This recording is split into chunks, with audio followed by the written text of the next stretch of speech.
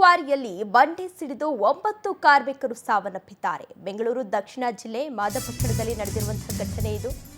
ಕಲ್ಲು ಕ್ವಾರಿಯಲ್ಲಿ ಬಂಡೆ ಸಿಡಿದು 9 ಕಾರ್ಮಿಕರು ಸಾವನ್ನಪ್ಪಿದ್ದಾರೆ. ಬೆಂಗಳೂರು ದಕ್ಷಿಣ ಜಿಲ್ಲೆ ಮಾದಪಟ್ಟಣದಲ್ಲಿ ನಡೆದಿರುವಂತಹ ಘಟನೆ ಇದು. ಕ್ವಾರಿ ಕೆಳಗಡೆ ಕೆಲಸವನ್ನ ಮಾಡ್ತಾ ಇದ್ದಂತಹ ಕಾರ್ಮಿಕರು ದುರ್ಮರಣ ಹೊಂದಿದ್ದಾರೆ. ದಿಢೀರ್ ಮೇಲಂದ ಬಂಡೆ ಕುಸಿದು 9 ಕಾರ್ಮಿಕರು ಸಾವನ್ನಪ್ಪಿದ್ದಾರೆ.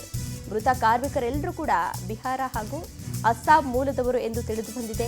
ಬಂಡೆ ಬಿದ್ದ ರಭಸಕ್ಕೆ ಸ್ಥಳದಲ್ಲಿದ್ದಂತಹ ಟ್ರ್ಯಾಕ್ಟರ್ ಕೂಡ ಜಖಮ್ಮಾಗಿದೆ. ಕಾವೇರಿ ಕ್ರಷರ್ನಲ್ಲಿ ಕೆಲಸವನ್ನ ಮಾಡ್ತಾ ಇದ್ದಂತಹ ಕಾರ್ಮಿಕರು ಬೆಂಗಳೂರು ದಕ್ಷಿಣ ಜಿಲ್ಲೆ ಮಾದಪಟ್ಟಣದಲ್ಲಿ ನಡೆದಿರುವಂತಹ ಘಟನೆ ಇದು. ಕಾವೇರಿ ಕ್ರಷರ್ನಲ್ಲಿ ಎಲ್ಲರೂ ಕೂಡ ಕೆಲಸವನ್ನ ಮಾಡ್ತಾ ಇದ್ರು. ಅಂತಹ ಸಂದರ್ಭದಲ್ಲಿ ಈ ದುರ್ಘಟನೆ ಸಂಭವಿಸಿ 9 ಕಾರ್ಮಿಕರು ಈಗಾಗಲೇ ಸಾವನ್ನಪ್ಪಿದ್ದಾರೆ. ತಾವರೆಕೆರೆ ಹೋಬಳಿಯ ಮಾದಪಟ್ಟಣದಲ್ಲಿ ಈ ದುರಂತ ನಡೆದಿದೆ. ಆನಂದ ಸ್ವಾಮಿ ಎಂಬುವರಿಗೆ ಸೇರಿದಂತಹ ಕಾವೇರಿ ಕ್ರಷರ್ ಇದು. ಗಾಯಾಳು ಕಾರ್ಮಿಕರನ್ನ ಈಗಾಗಲೇ ಆರ್ಆರ್ ಆಸ್ಪತ್ರೆಗೆ ದಾಖಲು ಮಾಡಿ ಚಿಕಿತ್ಸೆಯನ್ನ ಕೂಡ ಕೊಡಿಸಲಾಗ್ತಾ ಇದೆ. 5 ಕಾರ್ಮಿಕರ ಸ್ಥಿತಿ ಈಗಾಗಲೇ ಗಂಭೀರವಾಗಿದೆ. ಚಿಕಿತ್ಸೆಯನ್ನ ಕೂಡ ಕೊಡಿಸಲಾಗ್ತಾ ಇದೆ. ತಕ್ಷಣವೇ ಅಲ್ಲಿಗೆ ಸಿಬ್ಬಂದಿಗಳೆಲ್ಲರೂ ಕೂಡ ಆಗಮಿಸಿದ್ರು. ಅವರನ್ನ ಮೇಲೆತ್ತುವಂತಹ ಪ್ರಯತ್ನವನ್ನ ಕೂಡ ಮಾಡಲಾಯಿತು. ದೃಶ್ಯಾವಳಿಗಳಲ್ಲಿ ನೀವು ಕೂಡ ಇದೀಗ ಗಮನಿಸ್ತಾ ಇರಬಹುದು ಸದ್ಯದ ಪರಿಸ್ಥಿತಿ ಅಲ್ಲಿ ಹೇಗಿದೆ ಅಂತ ಹೇಳಿ. ಮಾದಪಟ್ಟಣದ ತಾವರೆಕೆರೆಯಲ್ಲಿ ನಡೆದಿರುವಂತಹ ಘಟನೆ 9 ಜನರು ಈಗಾಗಲೇ ಸಾವನ್ನಪ್ಪಿದ್ದಾರೆ. ಇಂತಹ ಕೆಲಸಗಳನ್ನ ಮಾಡಬೇಕಾದ್ರೆ ಸಾಕಷ್ಟು ಜಾಗೃತಿಯನ್ನ ಕೂಡ ವಹಿಸಬೇಕಾಗುತ್ತೆ. ಆ ಬಂಡೆ ಏನಿತ್ತು ಕ್ರಷರ್ ಮಾಡ್ತಾ ಇದ್ದಂತಹ ಸಂದರ್ಭದಲ್ಲಿ ಆ ಬಂಡೆ ಏನಿತ್ತು ಆ ಬಂಡೆ ಕುಸಿದು ಬಿದ್ದು 9 ಜನ ಕಾರ್ಮಿಕರಲ್ಲಿ ಸಾವನ್ನಪ್ಪಿರೋದು. ಒಬ್ಬರಲ್ಲ ಇಬ್ಬರಲ್ಲ 9 ಜನ ಕುಟುಂಬಸ್ಥರ ಆಕ್ರಂದನ ಕೂಡ ಈಗಾಗಲೇ ಮುಗಿಲು ಮುಟ್ಟಿದೆ. ಅವರೆಲ್ಲರೂ ಕೂಡ ಬಿಹಾರದವರು ಅನ್ನುವ ಮಾಹಿತಿ ಕೂಡ ಸಿಗ್ತಾ ಇದೆ. ಸ್ಥಳಕ್ಕೆ ಈಗಾಗಲೇ ಪೊಲೀಸರು ಕೂಡ ಆಗಮಿಸಿ ಸ್ಥಳ ಪರಿಶೀಲನೆಯನ್ನು ಕೂಡ ನಡೆಸ್ತಾ ಇದ್ದಾರೆ.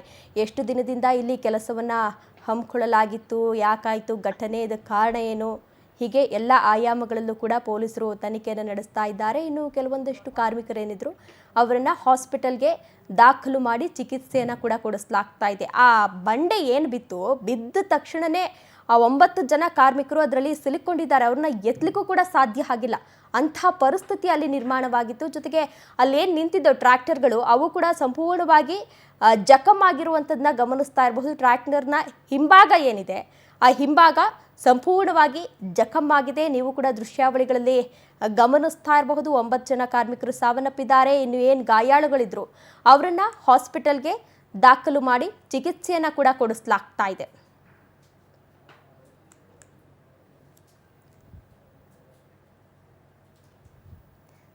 ಆನಂದ ಸ್ವಾಮಿ ಎಂಬುವರಿಗೆ ಸೇರಿದಂತಹ ಕಾವೇರಿ ಕ್ರಷರ್ ಅಲ್ಲಿ ಕೆಲಸವನ್ನ ಮಾಡ್ತಾ ಇದ್ರು. ಕಲ್ಲು ಕ್ವಾರಿಯಲ್ಲಿ ಬಂಡೆ ಸಿಡಿದು ಈಗಾಗಲೇ 9 ಕಾರ್ಮಿಕರು ಸಾವನ್ನಪ್ಪಿದ್ದಾರೆ. ಅಂದರೆ ಇಂತಹ ಕೆಲಸಗಳನ್ನು ಮಾಡಬೇಕಾದ್ರೆ ಸಾಕಷ್ಟು ಮುನ್ನೆಚ್ಚರಿಕೆ ಕ್ರಮಗಳನ್ನು ವಹಿಸಬೇಕಾಗುತ್ತೆ. ಯಾಕೆ ಅಂತ ಅಂದರೆ ಇದೇ ಮೊದಲು ಬಾರಿ ಈ ರೀತಿಯ ಘಟನೆಗಳು ನಡೆದಿಲ್ಲ. ಈ ಹಿಂದೆಯೂ ಕೂಡ ಸಾಕಷ್ಟು ಬಾರಿ ಈ ರೀತಿಯ ಘಟನೆಗಳು ನಡೆದಿರೋದ್ರಿಂದ ಸ್ವಲ್ಪ ಮುಂಜಾಗ್ರತಾ ಕ್ರಮಗಳನ್ನು ಕೂಡ ಕೈಗೊಳ್ಳಬೇಕಾಗಿತ್ತು. ಅಲ್ಲಿ ಈಗಾಗಲೇ ಸದ್ಯಕ್ಕೆ ಪೊಲೀಸರು ಕೂಡ ಸ್ಥಳಕ್ಕೆ ಆಗಮಿಸಿದ್ದಾರೆ. ಯಾರ್ಯಾರು ಸಾವನ್ನಪ್ಪಿದ್ದಾರೆ ಅನ್ನೋ ಮಾಹಿತಿಯನ್ನು ಕೂಡ ಕಲೆ ಹಾಕ್ತಾ ಇದ್ದಾರೆ.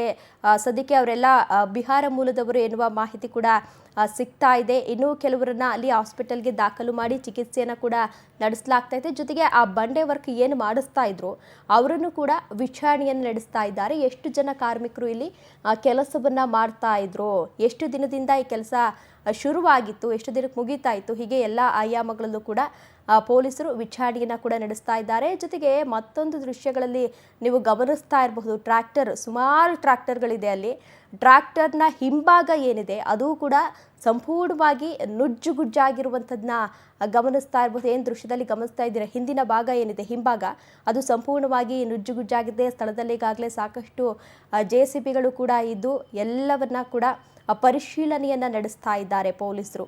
ಈಗ ಭೀಕರ ದುರಂತ ಅಂತಲೇ ಹೇಳಬಹುದು. ಒಬ್ಬರಲ್ಲ ಇಬ್ಬರಲ್ಲ 9 ಜನ ಅವರ ಕುಟುಂಬಸ್ಥರನ್ನೆಲ್ಲ ಬಿಟ್ಟು, ಫ್ಯಾಮಿಲಿಯನ್ನು ಬಿಟ್ಟು ಇಲ್ಲಿ ಬಂದು ಏನೋ ಒಂದು ಮಾಡಿಕೊಂಡು ಜೀವನವನ್ನು ಸಾಗಿಸಬೇಕು ಅಂತ ಬಂದಿದ್ರು. ಆದರೆ ನಿಜವಾಗ್ಲೂ ಕೂಡ ಅವರ ಕುಟುಂಬಸ್ಥರಿಗೆ ಇದು ತುಂಬಲಾರದ ನಷ್ಟ. ಆ ಭಗವಂತ ಆ ಕುಟುಂಬಸ್ಥರಿಗೂ ಕೂಡ ಈ ದುಃಖ ಭರಿಸುವಂತಹ ಶಕ್ತಿಯನ್ನು ನೀಡಬೇಕು.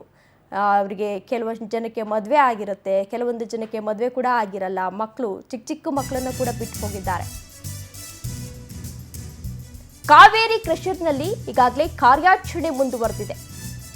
ಅವಶೇಷಗಳ ಅಡಿ ಸಿಲುಕಿರುವಂತಹ ಶವಗಳನ್ನು ತೆಗೆಯುವ ಕಾರ್ಯವನ್ನು ಮುಂದುವರೆಸಿದ್ದಾರೆ. ಆನಂದ ಸ್ವಾಮಿ ಎಂಬುವರಿಗೆ ಸೇರಿದಂತಹ ಕಾವೇರಿ ಕ್ರಷರ್ ಇದು. ಸ್ಥಳದಲ್ಲಿ ಈಗಾಗಲೇ ಕುಟುಂಬಸ್ಥರ ಆಕ್ರಂದನ ಕೂಡ ಮುಗಿಲು ಮುಟ್ಟಿದೆ. ಗಾಯಾಳು ಕಾರ್ಮಿಕರು RR ಆಸ್ಪತ್ರೆಗೆ ದಾಖಲು ಮಾಡಿ ಚಿಕಿತ್ಸೆಯನ್ನು ಕೂಡ ಕೊಡಿಸಲಾಗ್ತಾ ಇದೆ. 5 ಕಾರ್ಮಿಕರ ಸ್ಥಿತಿ ಈಗಾಗಲೇ ಗಂಭೀರವಾಗಿದೆ. ಚಿಕಿತ್ಸೆ ಕೂಡ ಮುಂದುವರೆದಿದೆ. ಕಾವೇರಿ ಕ್ರಷರ್ನಲ್ಲಿ ಸಾಕಷ್ಟು ಪೊಲೀಸರು ಅಲ್ಲಿಗೆ ಆಗಮಿಸಿದ್ದಾರೆ, ಕಾರ್ಯಾಚರಣೆಯನ್ನು ಮುಂದುವರೆಸಿದ್ದಾರೆ. ಆ ಬಂಡೆ ಬಿದ್ದಿರೋದ್ರಿಂದ ಅವಶೇಷಗಳ ಅಡಿ ಸಿಲುಕಿರುವಂತಹ ವ್ಯಕ್ತಿಗಳನ್ನ ಅಂದ್ರೆ ಆ ಶವಗಳನ್ನ ಹೊರತೆಗೆಯುವಂತಹ ಕೆಲಸವನ್ನ ಕೂಡ ಮಾಡ್ತಾ ಇದ್ದಾರೆ.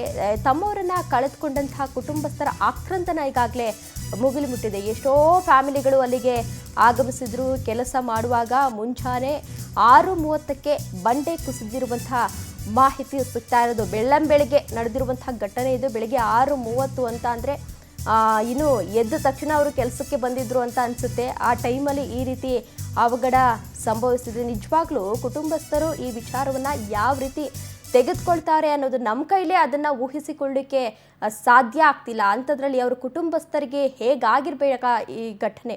ನಿಜವಾಗ್ಲೂ ಕೂಡ ಕುಟುಂಬಸ್ಥರಿಗೆ ಆ ಭಗವಂತ ದುಃಖ ಭರಿಸುವಂತಹ ಶಕ್ತಿಯನ್ನು ನೀಡಬೇಕು. ಕೆಲವೊಂದಷ್ಟು ಕುಟುಂಬಗಳು ಅಲ್ಲೇ ಚಿಕ್ಕ ಪುಟ್ಟ ಮನೆಯನ್ನು ಕಟ್ಕೊಂಡು ಅಲ್ಲೇ ವಾಸ ಮಾಡ್ತಿದ್ದೋ ಈ ಕೆಲಸವನ್ನು. ಅಂದರೆ ಎಲ್ಲೋ ಬಂದು ಇಲ್ಲಿ ಕೆಲಸ ಮಾಡಬೇಕು ಅಂತ ಅಂದರೆ ಅವರಿಗೆ ಸಾಧ್ಯ ಇರೋದಿಲ್ಲ. ಎಲ್ಲೋ ಒಂದು ಕಡೆ ಸಿಟಿಲಿ ಹೋಗಿ ಮನೆ ಮಾಡ್ಕೊಳ್ಳಿಕ್ಕೆ. ಸೊ ಅಲ್ಲೇ ಅಕ್ಕಪಕ್ಕದಲ್ಲಿ ಚಿಕ್ಕ ಪುಟ್ಟ ಮನೆ ಮಾಡಿಕೊಂಡು ಅಲ್ಲೇ ಇದ್ದರು. ನಮ್ಮ ಕಣ್ಣು ಮುಂದೆಯೇ ಈ ರೀತಿ ದುರ್ಘಟನೆ ನಡೆದಿರೋದ್ರಿಂದ ಆ ಕುಟುಂಬಸ್ಥರು ಅದನ್ನು ಹೇಗೆ ತೆಗೆದುಕೊಳ್ತಾ ಇದ್ದಾರೆ ಅನ್ನೋದೇ ಇಲ್ಲಿ ಮೂಡ್ತಾ ಇರುವಂತಹ ಪ್ರಶ್ನೆ. ನಿಜವಾಗ್ಲೂ ಕೂಡ ತುಂಬ ದುಃಖಕರವಾದಂತಹ ಸಂಗತಿ ಇದು. ಸ್ಥಳಕ್ಕೆ ಈಗಾಗಲೇ ತಾವರೆಕೆರೆ ಪೊಲೀಸರು ಭೇಟಿಯನ್ನು ನೀಡಿ ಪರಿಶೀಲನೆಯನ್ನು ಕೂಡ ನಡೆಸ್ತಾ ಇದ್ದಾರೆ. ಇಟಾಚಿಯಲ್ಲಿ ಕೆಲಸ ಮಾಡ್ತಾ ಇದ್ದಂತಹ ಸಂದರ್ಭದಲ್ಲೇ ಈ ಬಂಡೆ ಬಿದ್ದಿದೆ. 9 ಕಾರ್ಮಿಕರು ಈಗಾಗಲೇ ಸ್ಥಳದಲ್ಲೇ ಸಾವನ್ನಪ್ಪಿದ್ದಾರೆ. ಅವಶೇಷಗಳ ಅಡಿ ಸಿಲುಕಿರುವಂತಹ ಮೃತದೇಹವನ್ನು ತೆಗೆಯುವಂತಹ ಕೆಲಸವನ್ನು ಕೂಡ ಮಾಡಲಾಗ್ತಾ ಇದೆ. ಇದೇ ವಿಚಾರಕ್ಕೆ ಸಂಬಂಧಪಟ್ಟಂತೆ ಹೆಚ್ಚಿನ ಡೀಟೇಲ್ಸ್ ಅನ್ನು ನೀಡಲಿದ್ದಾರೆ ನಮ್ಮ ಪ್ರತಿನಿಧಿ ಪ್ರವೀಣ್.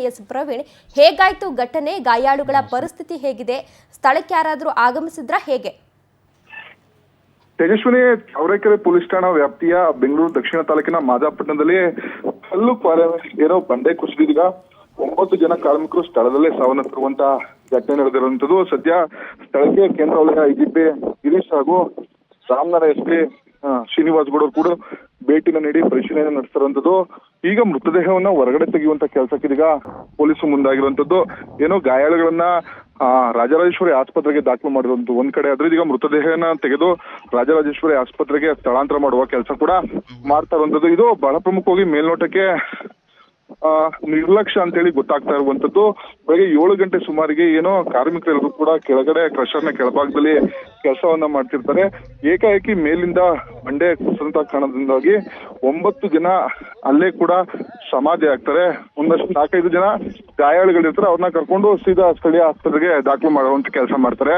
ಆದ್ರೆ ಈ ಘಟನೆಗೆ ಬಹಳ ಪ್ರಮುಖವಾಗಿ ನಿರ್ಲಕ್ಷ್ಯ ಕಾರಣ ಅಂತೇಳಿ ಈಗ ಗೊತ್ತಾಗ್ತಾ ಇರುವಂತದ್ದು.